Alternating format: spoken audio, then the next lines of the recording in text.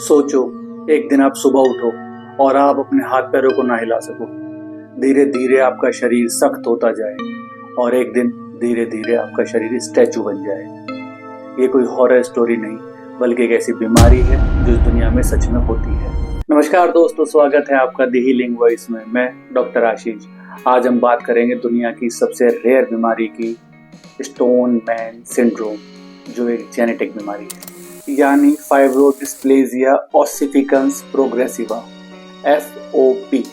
Muscles को हड्डियों में बदल देती है और धीरे धीरे आपका पूरा शरीर स्टैचू बन जाता है। क्या है आखिर स्टोन मैन सिंड्रोम, आज हम बताते हैं। FOP एक जेनेटिक डिसऑर्डर है जिसमें बॉडी के सॉफ्ट टिश्यूज जैसे मसल्स, टेंडन्स, लिगामेंट्स धीरे धीरे हड्डियों में कन्वर्ट होने लगते हैं।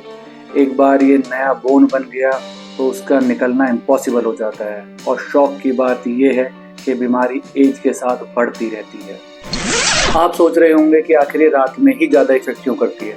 चलिए बताते हैं। जब इंसान सोता है तब उसका शरीर मूवमेंट नहीं करता।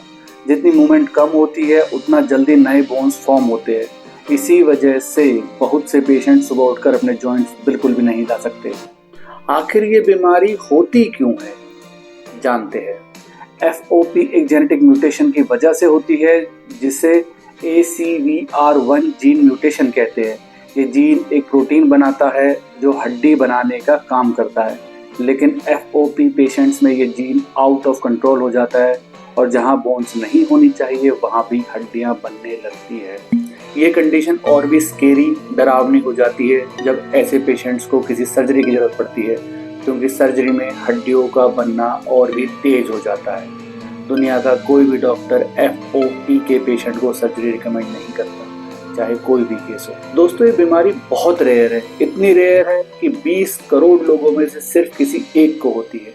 पर यकीन मानिए, बहुत डरावनी है। सबसे पहला केस इस बीमारी का 1740s में मिला था इंग्लैंड में, और तब से लेकर आज तक किसी साइंटिस्ट या डॉक्टर के पास इसका कोई इलाज नहीं है।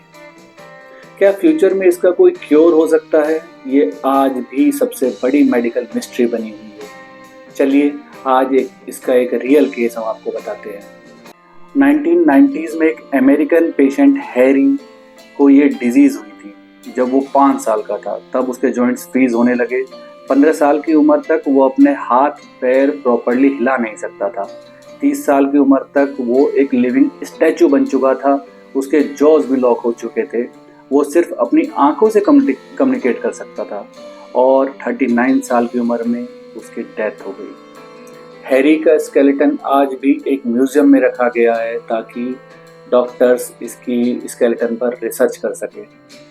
आपका क्या मानना है? क्या मेडिकल कभी इस बीमारी का इलाज कर पाएगा, या फिर AI बेस्ड या जेनेटिक इंजीनियरिंग इस बीमारी के क्योर में कभी कोई हेल्प कर पाएगा? आप जैसा भी सोचते हैं हमें कमेंट में ज़रूर बताएं। और सुबह उठकर भगवान से डेली धन्यवाद करें कि ऐसी कोई भी बीमारी आपको, हमें या आपके अपनों को, किसी को नहीं है। धन्यवाद।